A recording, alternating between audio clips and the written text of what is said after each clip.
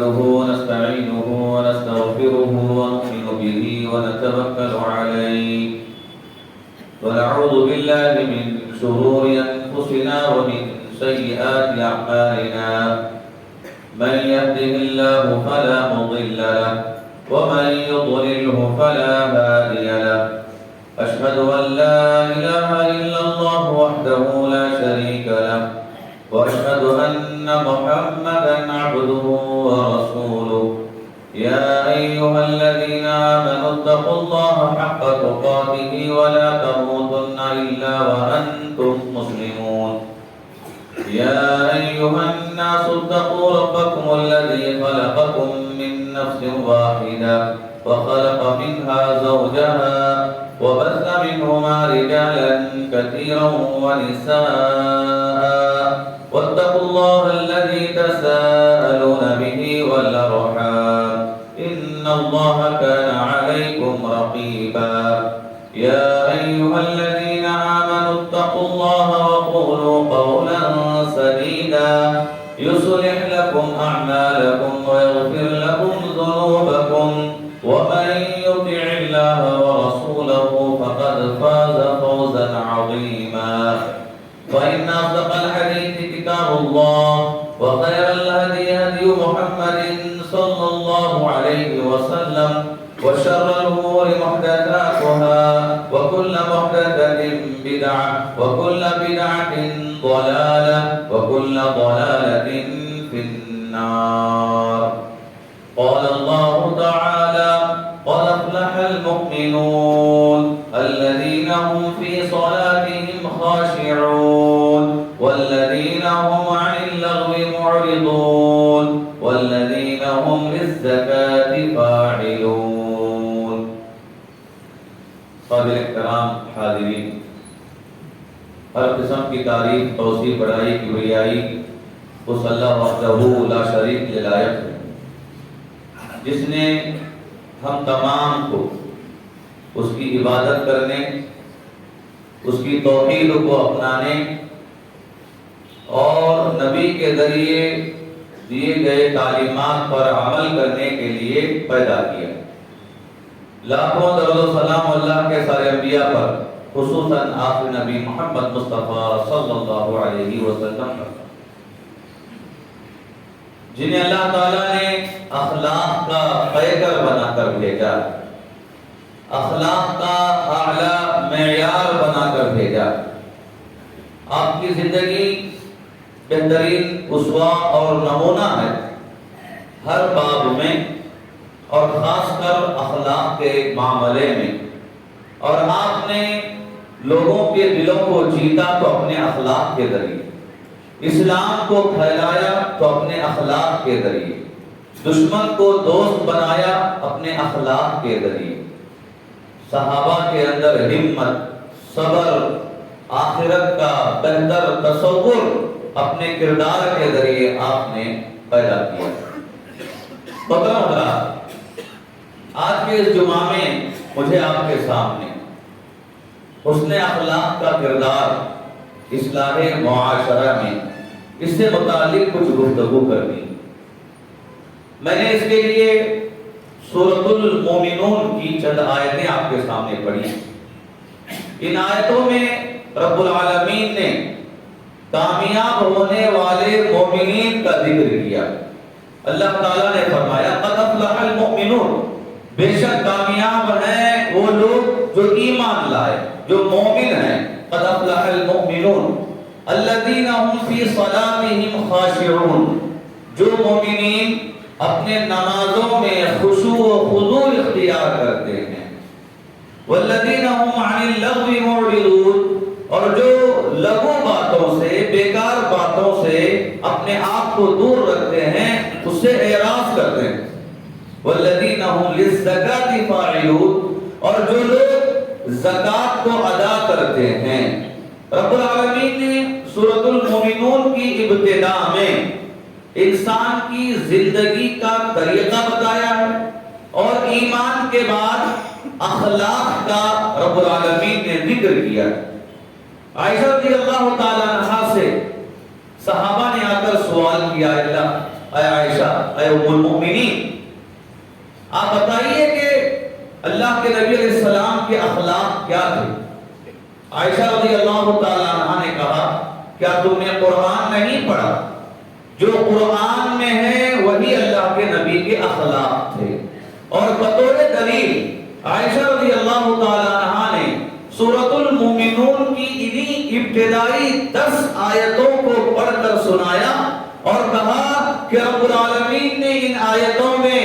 جو جو باتیں بتایا ہے وہ ساری باتیں اللہ کے نبی علیہ السلام کی زندگی میں موجود۔ محترم حضرات، جہاں ہم اخلاق کی بات کرتے ہیں ہمیں اس بات کو سمجھنا چاہیے، بعض اخلاق ایسے ہیں جو اللہ رب العالمین نے انسان کی پیدائش کے وقت میں انسان کی طبیعت میں انہیں رکھ دیا۔ جو بھی انسان ہے، چاہے مسلمان ہو کے غیر مسلم، انسان ہونے کے اعتبار سے بعض اخلاقی صفات کو رب العالمین انسان کے اندر، انسان کی طبیعت میں ودیعت کر دیا ہے، رکھ دیا ہے۔ ان کی حفاظت کرنا اور ان اخلاق پر عمل کرنا ہر انسان کی ذمہ داری ہے۔ جیسے مثال کے طور پر شرم و حیا کا معاملہ ہے،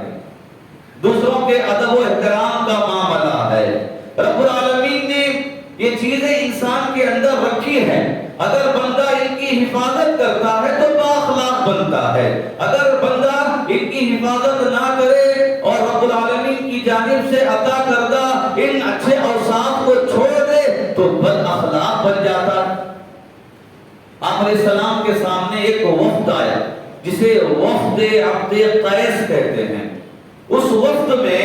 ایک بڑا سردار آدمی تھا جس کا نام تھا الاشج، اشج نام تھا۔ وہ آدمی آیا تو اپنے سامان کو درست رکھا، اپنے کپڑوں کو درست کیا، اپنے سواری کو باندھا اور آرام کے ساتھ اللہ کے نبی کے سامنے آ کر بیٹھا۔ جبکہ اس سے پہلے وفد کے تمام لوگوں نے اپنے سامانوں کو ایسے ہی چھوڑ دیا، سواریوں کو چھوڑ دیا اور جلدی جلدی کر کے اللہ کے نبی کے سامنے آئے۔ جیسے ہی اشج جب آپ علیہ السلام کے سامنے آئے تو آپ علیہ السلام نے فرمایا کہ تمہارے اندر دو ایسے صفات ہیں اللہ تعالیٰ انہیں بہت پسند کرتا ہے۔ ان فیک خصلتین یحبہم اللہ، کہ تمہارے اندر دو عادتیں ہیں، دو خصلتیں ہیں، اللہ تعالیٰ انہیں بہت پسند کرتا ہے۔ کہا الحلم والانات، ایک ہے بردباری اور دوسرا ہے جلدی نہ کرنا۔ یہ دو ایسے اعمال ہیں اللہ انہیں پسند کرتا ہے۔ تو صحابی نے سوال کیا، کہا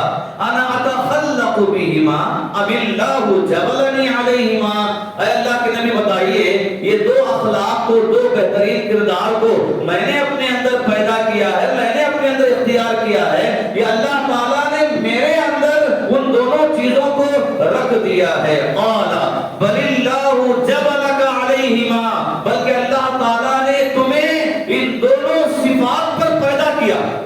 اللہ نے انہی دونوں صفات پر تمہیں پیدا کیا ہے۔ تو کہا قال الحمدللہ الذی جبلنی علی خلتین یحبہم اللہ، تعریف ہے اس اللہ کی جس نے مجھے ان دو بہترین صفات کے ذریعے پیدا کیا اور ان دونوں صفات کو اللہ تعالیٰ پسند کرتا ہے۔ تو اس سے بات معلوم ہوتی ہے کہ اخلاق میں سے بعض اخلاق ایسے ہوتے ہیں جن پر انسان کی پیدائش ہے، انسان کو رب العالمین نے دے کر پیدا کیا، اور بعض اخلاق ایسے ہیں محترم حضرات جنہیں اختیار کرنے کی ضرورت ہوتی ہے، دوسروں کو دیکھ کر اختیار کرنے کی ضرورت ہوتی ہے، شریعت کو جان کر اختیار کرنے کی ضرورت ہوتی ہے، اور وہ اخلاق کا ذکر رب العالمین نے قرآن مجید کے اندر کیا ہے۔ اللہ کے نبی علیہ السلام نے احادیث کے اندر ان اخلاق کا ذکر کیا ہے، اور آپ علیہ السلام نے اپنے اخلاق، اپنے کردار، اپنے اعمال، اپنی پوری زندگی اور سیرت کے ذریعے ایک پورا نمونہ اور پورا نقشہ پیش کر دیا ہے کہ اگر تمہیں اخلاق کو اختیار کرنی ہے تو اللہ کے نبی کی سیرت کو دیکھ لو، نبی کی زندگی کو دیکھ لو، تو تمہیں معلوم ہو جائے گا کہ کون سے کام اختیار کرنے کے ہیں اور کون سے کام چھوڑنے کے ہیں، اختیار کرنے کے نہیں ہیں۔ اور ہمیں قرآن و حدیث سے یہ بات معلوم ہوتی ہے کہ بعض اخلاق ایسے ہیں جنہیں سیکھنے کی ضرورت ہے،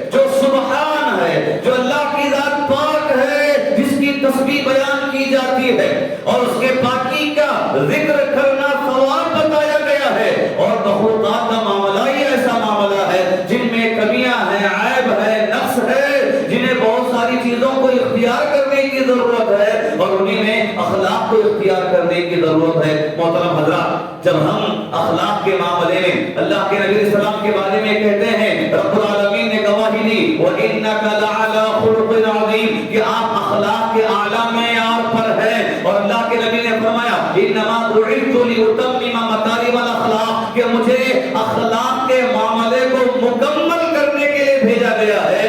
اس کے باوجود اللہ کے نبی دعا کرتے ہوئے کہتے تھے اللہم اہدنی لأحسن الاخلاق لا یہدی لأحسنها الا انت، اے اللہ تو مجھے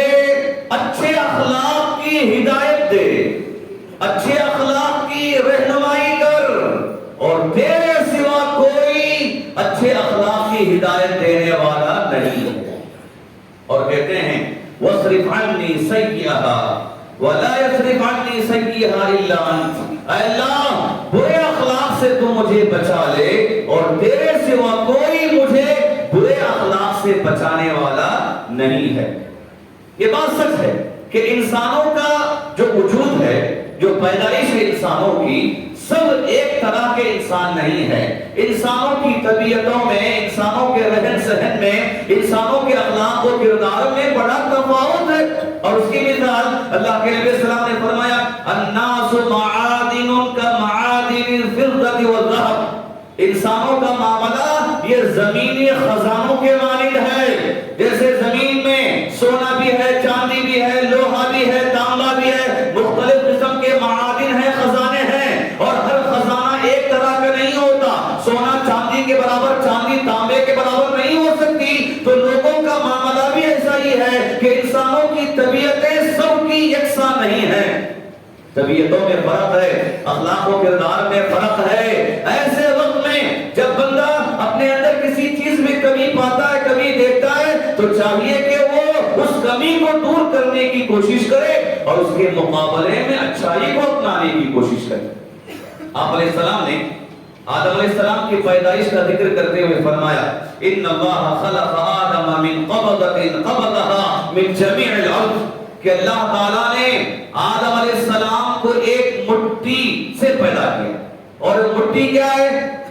زمین کے کونے کونے سے مختلف جگہوں سے لی ہوئی مٹی کے ذریعے اللہ تعالیٰ نے آدم علیہ السلام کو پیدا کیا،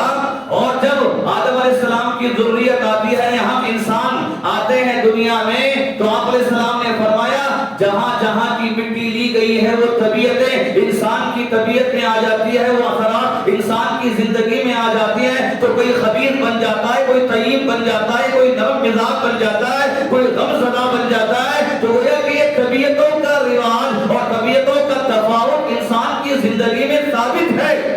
اور یہ ثابت اس اعتبار سے تاکہ بندہ اپنے اندر تبدیلی پیدا کرے، اصلاح لائے اور اچھائیوں کو اختیار کرے۔ جو اچھائیاں ہیں جن کی کمی انسان کے اندر موجود ہے، ان کمیوں کو اختیار کرے۔ محترم حضرات، اگر ہم معاشرے کی اصلاح کی بات کرتے ہیں، اخلاق کا بڑا کردار ہوتا ہے معاشرے کی اصلاح میں۔ کیوں؟ شاعر کہتا ہے نہ تقریر سے ممکن نہ تحریر سے ممکن وہ کام جو انسان کا کردار کرے، کردار سے جو کام ہوتا ہے وہ کام تقریر سے نہیں ہوتا، وہ کام تحریر سے نہیں ہوتا۔ اور اللہ کے نبی علیہ السلام نے تقریر بعد میں کی، پہلے آپ نے کردار پیش کیا۔ 40 سال تک اللہ کے نبی نے کردار پیش کیا ہے۔ 40 سال کے بعد جب نبی بنے، اور نبی بننے کے بعد بھی جب آپ سے کہا گیا اب آپ کھل کر دعوت دیجیے، اس کے بعد آپ نے صفا پہاڑی پر ٹہر کر لوگوں کے سامنے تقریر کی۔ 40 سال تک آپ نے لوگوں کے سامنے اپنی زندگی، اپنا کردار، اپنے اخلاق کو پیش کیا، اور یہی کردار کا نتیجہ تھا کہ جس کے سبب بہت ہی مختصر سی مدت میں مکہ میں، مدینہ میں، مکہ اور مدینہ کے اطراف میں اسلام پھیل گیا۔ محترم حضرات، نبی بننے سے پہلے اللہ کے نبی کو لوگ امین کہہ کر پکارتے، صادق کہہ کر پکارتے۔ 5 دن حجر اسود رکھنے کے مسئلے میں لوگ جھگڑتے رہے، لیکن بس آخر کار جب فیصلہ ہوا کہ کل صبح سویرے جو پہلا مسجد حرام میں آئے گا وہ جو فیصلہ سنائے گا اس پر ہم راضی ہیں۔ ابھی فیصلہ نہیں ہوا، اللہ کے نبی کو دیکھتے ہی سب نے ایک زبان ہو کر کہہ دیا ھذا الامین رضیناہ، یہ امانت دار آ گیا ہے، ہم اس کے فیصلے پر راضی ہیں۔ نبی بننے کے بعد صفا پہاڑی پر ٹہل کر آپ نے بس ایک سوال لوگوں کے سامنے رکھا، اگر میں بتاؤں کہ پہاڑ کے پیچھے سے ایک لشکر تم پر حملہ کرنے کے لیے آ رہا ہے، کیا تم میری بات نہیں مانو گے کہ نہیں مانو گے؟ سب نے ایک آواز میں کہا ما جربناک الا صدقا، ہم نے آپ کو ہمیشہ سچائی پایا۔ یہ آپ کا کردار تھا، نبی بننے سے پہلے آپ نے اپنے کردار کو پیش کیا۔ محترم حضرات، یہ آپ کے کردار کا معاملہ اتنا عظیم تھا کہ اسلام کے آنے سے پہلے اخلاقی زوال تھا، لوگوں کے اندر جہالت میں لوگ زندگی گزارتے تھے، دیکھنے میں انسان 2 پیر کے جانور، لیکن حقیقت میں عمل میں 4 پیر کے جنگلی جانوروں کی طرح زندگی گزارتے تھے۔ وہ تھے قتل و غارت میں چالاک ایسے، درندے ہیں جنگل میں بے باک جیسے۔ ان کا معاملہ ایسا تھا کہ بات بات پر اختلافات، لڑائی جھگڑے، جنگوں کی نوبتیں آتی تھیں، لوٹ مار کرنا، بدکاری کرنا، بچیوں کو زندہ دفن کرنا، کسی کی عزت کا لحاظ نہ رکھنا، رشتے ناطے کاٹنا، اپنی عقدی برائی کے ساتھ اخلاقی طور پر ایک بہت بڑا خلا لوگوں کے درمیان تھا۔ ایسے وقت میں اللہ کے نبی علیہ السلام نے اپنے کردار کے ذریعے اور اپنے دعوت و تبلیغ کے ذریعے لوگوں کو یہاں اخلاق کی آپ نے دعوت دی، اور آپ نے یہ جاہلی معاشرے کو بدل کر رکھا، لوگوں کے دلوں کو بدل کر رکھا، اور لوگوں کے اندر انسانیت کو پیدا کیا، لوگوں کے اندر بہتری کو آپ نے لایا، یقیناً اخلاق کے ذریعے لایا۔ ابھی آپ نبی بن کر چھپ چھپ کر دعوت کا کام کر رہے ہیں۔ ابو ذر رضی اللہ تعالی عنہ کے بھائی نے کہا جاؤ دیکھ کر آؤ، آخر یہ کون ہے، کس بات کی تعلیم دیتا ہے؟ کہتے ہیں میں آیا چھپ کر اللہ کے نبی کو دیکھنے لگا کہ آخر یہ کون ہے، کس بات کی دعوت دیتا ہے۔ لیکن دیکھ کر جب اپنے بھائی کے پاس گئے اور جا کر نبی کی دعوت کا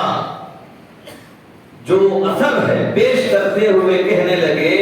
ارے وہ تو اخلاق کی تعلیم دیتا ہے، یأمرنا بمکارم الاخلاق، جبکہ آپ دعوت دے رہے ہیں عقیدے کی، توحید کی، بت پرستی سے رکنے کی، لیکن آپ کی دعوت صرف اس حد تک نہیں تھی کہ آپ نے ہر دن ہر ہمیشہ صرف اور صرف یہی بتایا ہو صحابہ کے سامنے کہ تم ایک اللہ کو مانو، بتوں کو چھوڑ دو۔ یہ تو اول کام ہے، یہ دعوت کا پہلا کام ہے، پہلا مشن ہے، لیکن اس کے ساتھ ساتھ آپ کی دعوت میں یہ بات شامل تھی کہ آپ نے توحید کی دعوت دینے کے ساتھ ساتھ لوگوں سے کہا کہ جھوٹ نہ بولا کرو، لوٹ مار نہ کرو، عزت و آبرو کا لحاظ رکھو، بچیوں کو زندہ دفن نہ کرو، سچ بولا کرو، امانت داری کا لحاظ رکھو، رشتے ناطے جوڑو۔ اللہ کے نبی کی دعوت میں یہ اخلاق کی دعوت بھی شامل۔ نبی بنے 5 سال ہو گئے، مکے کے اندر مسلمانوں کے لیے معاملے مشکل ہو گئے، لوگوں کا ستانا زیادہ ہو گیا۔ اللہ کے نبی کو دیکھنے نہیں ہو رہا تھا کہ ایمان لانے والوں کے ساتھ کس قدر برا سلوک ہو رہا ہے، تو کہا صحابہ سے حبشہ چلے جاؤ، وہاں کا بادشاہ بڑا امن پسند ہے، تم وہاں رہو گے، ایمان بھی بچے گا، جان بھی بچے گی، امن کے ساتھ تم اسلام پر عمل کرو گے۔ صحابہ گئے، لیکن مکے والوں نے تحفے تحائف لے کر پہنچ کر کہا کچھ لوگ تمہارے پاس آ گئے ہیں، انہیں لوٹا دو، ہو سکتا ہے کہ تمہارے ملک کے لیے خطرہ ہو۔ لیکن نجاشی بادشاہ نے کہا آخر دیکھیں کہ کون سا دین ہے، یہ دین کے ماننے والے ہیں. علی رضی اللہ تعالیٰ عنہ کے بھائی جعفر رضی اللہ تعالیٰ عنہ نے اسلام لانے کا سبب یہی بتایا کہ ہم بتوں کی عبادت کرتے تھے. اس نے ہم سے کہا کہ ہم وہ نہ کریں. ہم مردار کھاتے تھے. اس نے ہم سے کہا کہ ہم مردار نہ کھائیں. ہم لوٹ مار کرتے تھے, ہم جھوٹ بولا کرتے تھے, ہم خیانت کیا کرتے تھے. اس نے ہم سے کہا کہ ہم کسی کا مال نہ چھینیں, عزت و آبرو کا خیال کریں, امانت کا لحاظ رکھیں. ہمیں اس کی باتیں اچھی معلوم ہوئی, اس لیے ہم نے دین کو قبول کر لیا. مدینہ چلے گئے اللہ کے نبی, بادشاہوں کے نام خط لکھا, ہرقل بادشاہ کے نام خط لکھا. بادشاہ نے مجلس سجائی اور پوچھا کہ کوئی ہے جو محمد کو جانتا ہے صلی اللہ علیہ وسلم. ابو سفیان آئے, کہا کہ میں جانتا ہوں, ابھی مسلمان نہیں ہوئے تھے, میں جانتا ہوں. تو ہرقل بادشاہ نے ابو سفیان سے اللہ کے نبی کے بارے میں بہت سارے سوالات کیے. خاندان کا سوال کیا, بادشاہت کا سوال کیا, جنگوں کا سوال کیا, اخلاق کا سوال کیا, اور آخر میں سوال یہ بھی تھا, بھلا بتلاؤ وہ کس بات کا حکم دیتا ہے, کس بات کی تعلیم دیتا ہے. ابو سفیان کہہ رہے ہیں جو ابھی مسلمان نہیں ہوئے, وہ ہمیں کہتا ہے کہ ہم اپنے باپ داداؤں کے دین کو چھوڑ دیں, ایک اللہ کی عبادت کریں. وہ ہمیں حکم دیتا ہے کہ ہم نماز پڑھیں, وہ حکم دیتا ہے کہ ہم پاک دامنی اختیار کریں, وہ حکم دیتا ہے کہ ہم رشتے ناتوں کو جوڑیں. دیکھیے کہ اللہ کے نبی کی دعوت میں, معاشرے کی اصلاح میں جہاں توحید کو اللہ کے نبی نے مقدم رکھا, اسی جگہ پر اخلاق کی تعلیمات کو بھی اللہ کے نبی نے مقدم رکھا. اور یہی وہ معاملہ تھا, اخلاق کا وہ کردار تھا کہ اللہ کے نبی نے سارے معاشرے میں انقلاب برپا کر دیا. زنا کرنے والے زنا کرنا چھوڑ دیے, شراب پینے والے شراب پینا چھوڑ دیے, مال کے حریص غریبوں میں مال بانٹنے والے ہو گئے, عزت و آبرو کا خیال نہ کرنے والے عورتوں کی حفاظت کرنے والے بن گئے, اور بچوں کو دفن کرنے والے, بچیوں کو زندہ درگور کرنے والے, بچوں کی ولادت پر خوشی منانے والے بن گئے. آخر یہ معاشرے کے اندر تبدیلی آئی یقیناً اللہ کے نبی کی وہ دعوت اخلاق و کردار کا پیکر جو نمونہ اللہ کے نبی نے پیش کیا ہے. محترم حضرات, یقیناً اسی کے ذریعے یہ جاہلی زمانے, جاہلی معاشرے میں انقلاب آیا. اور آج کا یہ ہمارا مسلم معاشرہ جو کئی طرح کے مسائل میں گھرا ہے, کئی طرح کے اعمال اور افعال کی وجہ سے آج بدنام ہے. معاف کیجئے, یہ بات سچ ہے کہ آج مسلمانوں کے بدنامی میں, ذلت و رسوائی میں ہمارے اخلاق و کردار کا معاملہ شامل. ایک وقت تھا مسلمان کی پہچان اخلاق سے ہوتی تھی, اس کی زبان سے ہوتی تھی, اس کے رہن سہن سے ہوتی تھی. لوگ قبول کرتے تھے مسلمانوں کو, امانت دار سمجھتے تھے, سچا سمجھتے تھے, وعدہ پورا کرنے والا سمجھتے تھے, صاف دل, پاک زبان, پاک دامن گردانتے تھے. لیکن آج یہ ایسا زمانہ ہے, معاف کیجئے, کہ ایک بھائی اپنے سگے بھائی پر بھروسہ نہیں کرتا. ایک گھر کے اندر رہ کر, ایک گھر کے خاندان کے افراد کا یہ معاملہ ہے کہ ایک دوسرے پر یقین کی کیفیت آج ہم سے نکل گئی. اور اخلاقی گراوٹ کو اگر ہم دیکھتے جائیں, کتنے ایسے معاملات ہیں کہ آج ہم نے اپنے اخلاق کو گرا کر رکھ دیا. بعض احباب یہ تصور کرتے ہیں کہ بہترین انسان وہی ہے جو نمازوں کی پابندی کرے, فرائض کو ادا کرے, اللہ کی بندگی کرے. یقیناً اس میں کوئی شک نہیں, بہترین انسان ہے وہ جو اللہ کی بندگی کرتا ہے, اللہ کی اطاعت میں اپنے ایام کو گزارتا ہے, اور اسی مقصد کے لیے وہ پیدا ہوا ہے. لیکن شریعت تو ہمیں بتاتی ہے بہترین انسان وہ ہے جو اللہ کے حق کو ادا کرنے کے ساتھ بندوں کے حق کو بھی ادا کرے. اور کبھی وہ بہترین انسان ہو نہیں سکتا جو صرف اللہ کے حقوق کا تو خیال کر رہا ہے اور بندوں کے حقوق کو پامال کر رہا ہے۔ اللہ کے نبی نے کیا فرمایا؟ المسلم من سلم المسلمون من لسانه ويده، کامل مسلمان وہی ہے، بہترین مسلمان وہی ہے جو اپنی زبان سے اپنے ہاتھ سے دوسرے مسلمان کو تکلیف نہیں دیتا۔ اللہ کے نبی نے کیا فرمایا؟ خیرکم خیرکم لأہلہ وانا خیرکم لأہلی، تم میں بہترین انسان وہی ہے جو اپنے گھر والوں کے لیے بہترین ہے، اور کہا میں میرے گھر والوں کے لیے بہت بہترین۔ بعض علماء نے کہا اگر انسان بہتر ہے یا نہیں ہے، خود کا محاسبہ اگر بندہ کرنا چاہتا ہے تو اپنے گھر کے حالات کو دیکھ لے، اپنے گھر کے اندر اپنے کردار کو دیکھ لے، اس لیے کہ باہر آنے کے بعد تو ہر ایک نیک بن جاتا ہے، شہرت کے لیے، ناموری کے لیے، عہدہ و منصب کے لیے یا اور کوئی مقاصد کے لیے، دنیا کمانے کے لیے اچھی دوستی کر لے، اچھے معاملے کو بتائے طے کر لے، لیکن گھر کے اندر وہ کیسا ہے یہ گھر کا ماحول ہی اسے سمجھا دے گا، اس کے اخلاق کیسے ہیں، وہ بچوں کے ساتھ کیسا ہے، بڑوں کے ساتھ کیسا ہے، اپنے بیوی کے ساتھ کیسا ہے، اپنے خاندان قبیلے والوں کے ساتھ کیسا ہے، کیا اس کے اندر ہمدردی، رحم و کرم، شفقت کی کیفیت ہے یا نہیں ہے، اس بات کا اندازہ بندہ اپنے طور پر کر سکتا ہے۔ محترم حضرات، اخلاقی گراوٹ آج جو ہمارے پاس آئی ہے اس میں سے ایک بڑا معاملہ ہے بڑوں کی قدر نہ کرنا، ماں باپ کی قدر نہ کرنا، بزرگوں کی قدر نہ کرنا، بڑے عمر لوگوں کا خیال نہ کرنا۔ آج کے نوجوانوں کے اندر جو برائیاں ہیں ان میں سے ایک بڑی برائی یہ بھی ہے کہ آج کے نوجوان، آج کے بچے نہ اپنے ماں باپ کی قدر کرتے ہیں، نہ اپنے بزرگوں کی قدر کرتے ہیں۔ اللہ اکبر، اللہ کے نبی ہیں، نبیوں کے سردار ہیں، اس کے باوجود اگر آپ کے سامنے کوئی بڑا آ جاتا تو اللہ کے نبی بھی ان کا ادب کیا کرتے تھے۔ ابو بکر رضی اللہ تعالیٰ عنہ کے والد کو لایا گیا کلمہ پڑھانے کے لیے، تو کیا کہا؟ بہتر ہوتا کہ بزرگ کو گھر میں رکھ دیتے، ہم خود وہاں پہنچ جاتے۔ یہ اللہ کے نبی کا معاملہ، بڑوں کا ادب و احترام، ماں باپ کے ساتھ حسن سلوک۔ قرآن نے کیا کہا؟ فَلَا تَقُلْ لَهُمَا اُفٍّ، اف تک مت کہو، اف تک۔ اللہ اکبر، اس سے بھی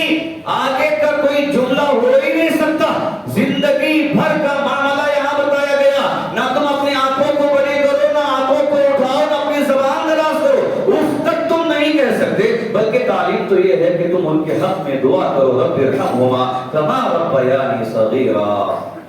محترم حضرات، اخلاق کا جو معاملہ ہے معاشرے کی اصلاح میں آج ہمیں اسے اپنانے کی ضرورت ہے۔ اخلاق کے کئی درجے، ایک اخلاق ہے بندے کا خالق کے ساتھ اخلاق اختیار کرنا، اور بندے کا خالق کے ساتھ اخلاق اختیار کرنے کا مطلب یہ ہے کہ توحید کو اپنانا، مطیع و فرما بردار بن کر رہنا، تصدیق کرنا، اللہ کی عظمت کو پہچاننا، یہ اللہ کے ساتھ اخلاق کا معاملہ ہے۔ اور دوسرا اخلاق ہے بندہ دوسرے بندوں کے ساتھ اخلاق کے ساتھ پیش آئے، بدخلقی کو چھوڑ دے، جیسے رحم و کرم ہے، دوسروں کی خیر خواہی کرنا ہے، یا اپنے مال سے، اپنے مشورے سے اور اپنے عہدہ و منصب سے، اپنے علم سے کسی کی خدمت کرنا ہے، کسی کے کام آنا ہے۔ اور ایک بہترین انسان ہے جو رہتی دنیا تک دوسروں کے کام آ کر نکل گیا اور مرنے کے بعد بھی لوگ اسے یاد کرتے رہیں۔ اور ایک اخلاق کا پہلو ہے محترم حضرات، انسان کا خود انسان کے ساتھ اخلاق، کہ انسان اپنی قدر پہچانے، میں مسلمان، میں نمازی ہوں، میں دیندار ہوں، مجھے قرآن معلوم ہے، حدیث معلوم ہے، کہ انسان خود کے لیے ایک بہترین نمونہ بنے، اپنا محاسبہ کرے۔ قد افلح من زکاہا،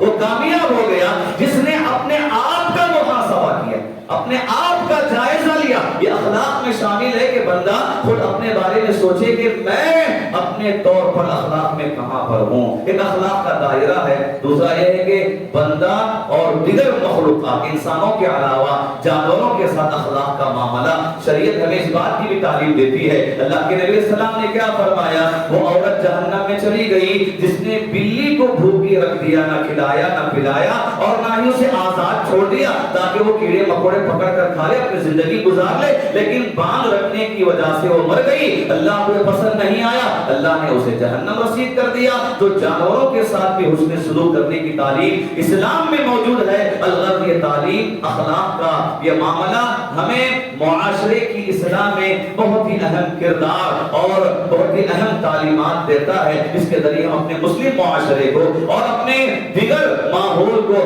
ہم تبدیل کر سکتے ہیں اور اس کی اصلاح کر سکتے ہیں۔ رب العالمین سے دعا کرتے ہیں اللہ تعالی ہمیں با اخلاق با کردار بننے کی توفیق عطا فرمائے، اللہ تعالی ہر معاملے میں اللہ کے نبی علیہ السلام کو نمونہ رسوا بنانے کی توفیق عطا فرمائے، اللہ ہمیں مرتے دم تک توحید پر قائم رہنے کی توفیق عطا فرمائے، اللہ تعالی اخلاق حمیدہ اختیار کرنے اور اخلاق رذیلہ سے ہمیں دوری اختیار کرنے کی توفیق عطا فرمائے، اللہ تعالی قرآن و حدیث کے اندر جو اچھی تعلیمات بتائی گئی ہیں ان پر عمل کرتے ہوئے دوسروں تک ان تعلیمات کو عام کرنے کی توفیق عطا فرمائے۔ رب العالمین جو ہمیں پریشان حال ہیں اللہ سب کی پریشانیوں کو دور فرمائے، اللہ جو قرض میں ہیں اللہ ان کے قرض کی ادائیگی کا ذریعہ عطا فرمائے، رب العالمین جو بیمار ہیں اللہ انہیں شفاء کاملہ عاجلہ عطا فرمائے، اللہ تعالیٰ ہمارے گھر بار میں، اعلیٰ اولاد میں، زندگی میں، کمائی میں، نوکریوں میں اللہ برکت عطا فرمائے، رب العالمین نوجوانوں کو اپنی جوانی کی حفاظت کرنے اور اس کا صحیح استعمال کرنے کی توفیق عطا فرمائے، جو پڑھنے والے نوجوان ہیں، بچے ہیں، اللہ تعالیٰ انہیں نفع بخش علم سے آراستہ پیراستہ فرمائے، رب العالمین انہیں خاندان، قبیلے، ماں باپ اور قوم، ملت اور ملک کے لیے اللہ رب العالمین بہترین انسان بنائے اور فائدہ مند انسان بنائے، رب العالمین ہمیں نمازوں کی پابندی کرنے، قرآن مجید کی تلاوت کرنے کی توفیق عطا فرمائے، آمین۔ بارک اللہ لنا ولکم فی القرآن المجید ورفعنا وإياكم بالآیات والذکر الحمید، انہ تعالی جواد الکریم ملک بر رؤوف رحیم رب العالمین۔